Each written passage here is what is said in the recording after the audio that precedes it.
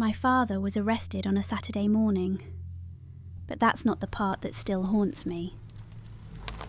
What haunts me is what he left behind. I know that because I was supposed to have breakfast with him that day. We had a standing arrangement. Every third Saturday, I would drive to his apartment, he would make terrible coffee, and we would sit across from each other and pretend that 3 years of silence had not happened between us. He was always there when I arrived. That Saturday, he wasn't. The door was unlocked. His coat was still on the hook. His coffee mug was on the counter, still warm. They had come for him fast. I don't know how long I stood in his kitchen before I went to his bedroom. I don't know what I was looking for. Under his bed, in a shoebox between an old pair of shoes and a photograph of me at 7 years old, I found a cassette recorder. There was a label on it, in his handwriting. 3 words, "In case, Lena." I sat down on his bedroom floor, and I pressed play. If you're listening to this, Lena, then they came.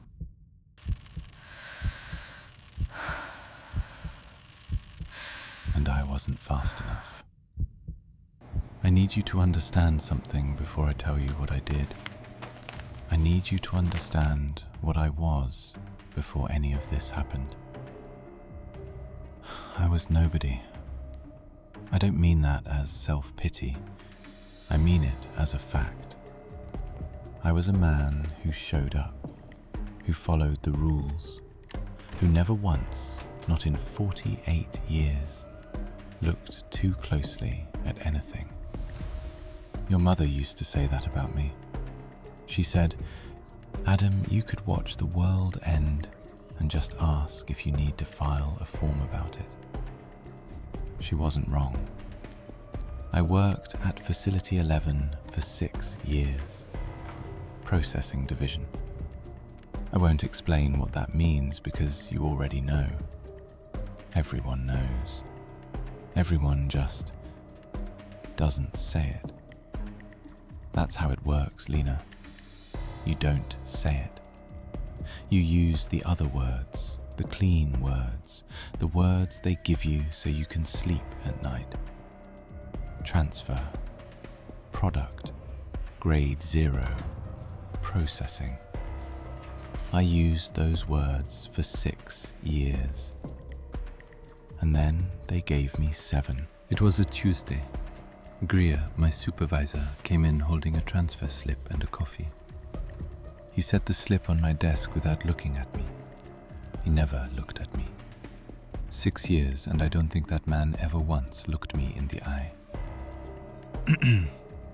He said, "Transfer from Facility 9, female, grade 0, processing resumes Friday.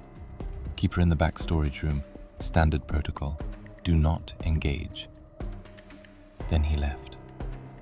I picked up the slip, I read it, I put it in my filing tray, and I went to the back room. Lena, I want to tell you that when I opened that door, something inside me immediately knew. I want to tell you I felt something the moment I saw her. But that's not true. When I opened that door, I felt nothing. That's the part that still keeps me up at night. I felt nothing. She was sitting on the floor in the corner, back against the wall, knees pulled up to her chest. She was young, maybe 20, maybe younger. She was thin. She was wearing the grey standard issue clothes they put all transfers in. And on her left wrist, stamped in black ink the way they all were, the number 7. She looked up at me when I opened the door. She didn't flinch. She didn't beg. She didn't make a single sound. She just looked at me. With these eyes, Lena. I can't explain the eyes. I've tried. They weren't scared. They weren't angry. They weren't hopeless. They were just present. like she was seeing me more clearly than anyone had ever seen me in my life. I looked at her for maybe 3 seconds. Then I closed the door, and I went back to my desk. And I processed 4 transfer forms before lunch. Wednesday morning, I brought her the standard ration, 1 tray, protocol. I set it down just inside the door without looking at her, or I tried not to look at her.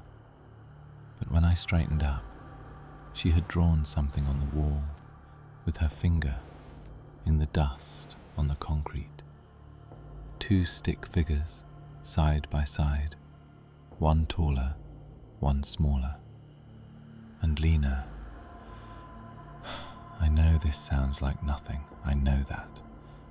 But I stood in that doorway holding an empty tray and I could not move.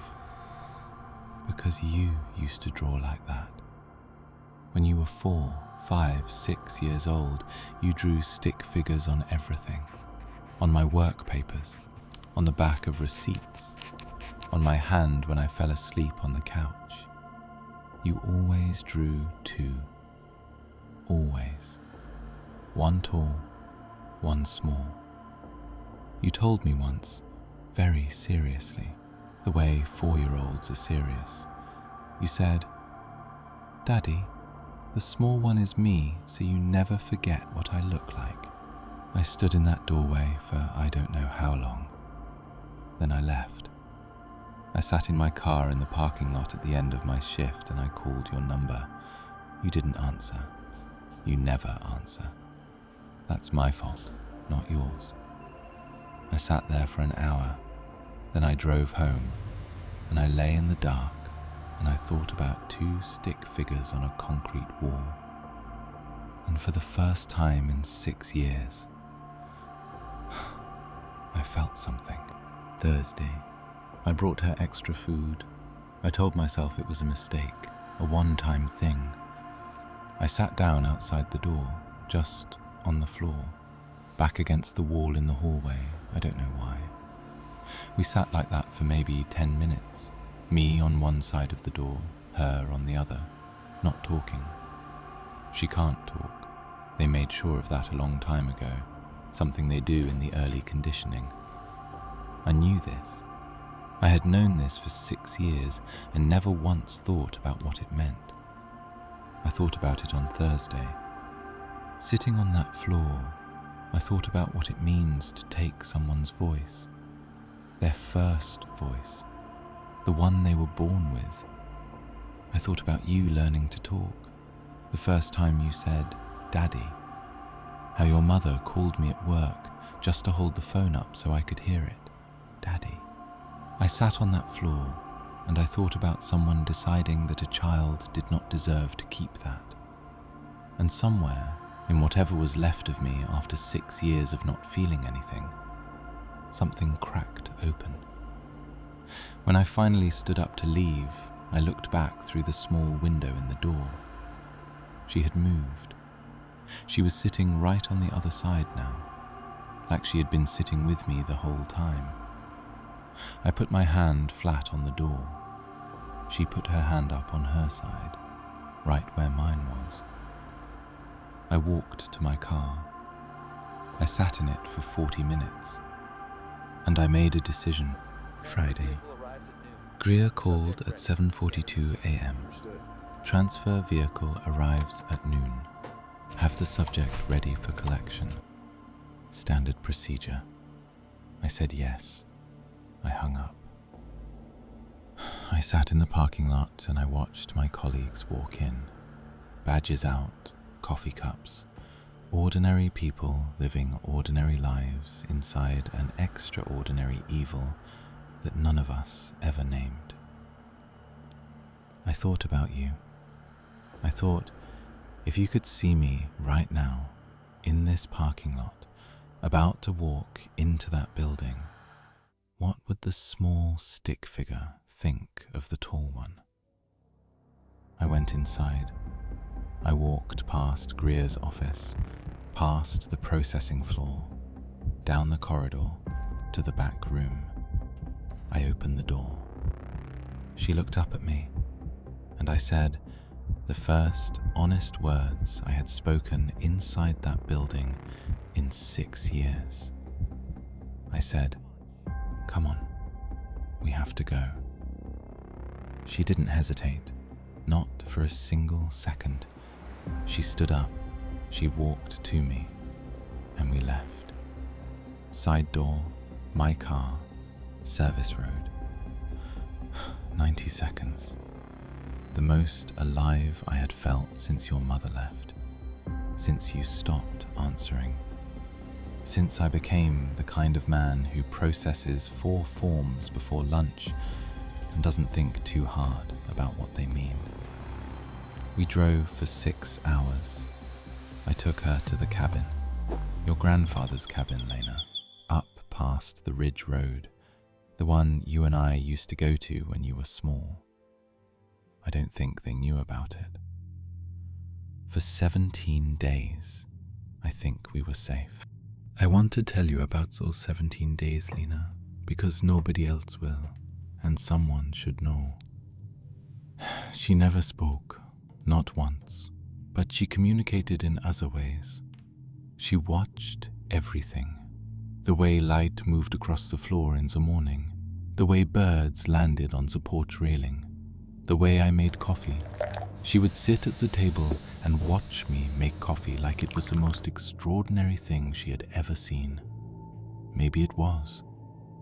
I don't know what she saw before the facility. I don't know if she remembers anything before it. I never asked.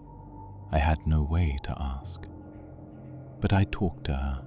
I talked more in those 17 days than I had in the 3 years before them. I told her about you, about when you were small, about the stick figures, about the time you were 6 and you decided our dog needed a birthday party, and you made a cake out of mud and flowers, and you were so serious about it, so completely and utterly serious. She smiled at that. The first time I saw her smile, it undid me completely. I had to go outside and stand on the porch and breathe for a while. On the 9th day, she started drawing again. On the cabin walls, on the windows, on the back of an old receipt I had in my coat pocket. Always 2 figures, always side by side. On the 14th day, one of them started smiling. On the 16th day, she found your photograph, the one I had in my wallet. You at 7 years old, missing your front 2 teeth, laughing at something off camera. She held it for a long time. Then she looked at me, then back at the photograph, and she put it very carefully back in my wallet, and she patted my hand, once, like she understood everything I hadn't been able to say. They came on the 17th day. I don't know how they found us. Maybe the car, maybe a camera on the service road, maybe someone who knew about the cabin. It doesn't matter now. I heard the vehicles on the Ridge Road about 20 minutes before they arrived. I had 20 minutes. I want you to know, Lena, I used those 20 minutes well. I sat across from her at the table. I held both her hands. I looked at her, and I talked. I told her I was sorry. I told her she deserved a name. I told her she deserved a voice and a childhood and a life that was entirely her own. I told her that for whatever it was worth, and I know it wasn't worth enough, those 17 days were the most human I had felt in years, and that was because of her. She looked at me the whole time I talked. Those eyes. When I heard the first vehicle turn off the Ridge Road, she stood up. She walked to the window. She put her hand on the glass. I put mine on the other side. We stood like that until the door came open. I didn't fight them. There was no point, and I didn't want her to see that. The last thing I saw before they put me in the vehicle was one of the officers walking her toward the second vehicle. She didn't look back. I think she knew that would break me, so she didn't. The tape ran out there. I sat on my father's bedroom floor for a long time after that. I don't know how long. The coffee mug on the counter went cold. I kept thinking about something small and stupid. I kept thinking about the fact that he had called me that Wednesday night, while he was sitting in his car, after he saw the stick figures. I never called back. I saw the missed call the next morning. No voicemail. I thought, he'll call again if it's important. He didn't call again. I keep thinking, if I had called back, but that's not a useful thing to think. What I know is this. My father worked in that building for 6 years and never questioned it. And then a girl drew 2 stick figures on a wall, and he remembered he was a person. I don't know if that makes him good or not. I think it makes him human, which maybe, in that world, was the most dangerous thing you could possibly be. They charged him with 14 counts of facility breach, obstruction, and grade 0 interference. He pled guilty to all of it. He didn't fight any of it. I went to see him 3 weeks after the arrest. He looked smaller than I remembered. Or maybe I just remembered him wrong. We sat across from each other in a grey room with a table between us. And for the first time in 3 years, we talked. Really talked. He asked about my life. I asked about the cabin. He said the coffee there was terrible. I said it always had been. We sat there for 2 hours. When the guard said time, I stood up. I looked at my father, and for the first time in a very long time, I couldn't find anything to be angry about. Just this man, my father, who spent 6 years being nobody, and then, for 17 days, was somebody. I don't know what happened to 7. The facility records are sealed. My father's lawyer tried. I tried. Nobody will tell us anything. But I have her drawing. When the officers cleared the cabin, they missed one thing. On the back of the bathroom door, in the dust that had gathered on the old wood, 2 stick figures, side by side, both of them smiling. I took a photograph of it before they boarded the place up. I look at it sometimes. I don't know what to do with what I feel when I look at it. I don't think there's a word for it. My father has 11 years. I visit every 3rd Saturday. He always makes terrible coffee from the machine in the visitor room.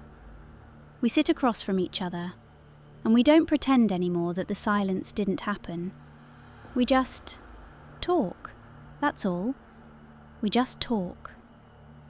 Sometimes the scariest thing isn't the system. It's how easy it is to become part of it.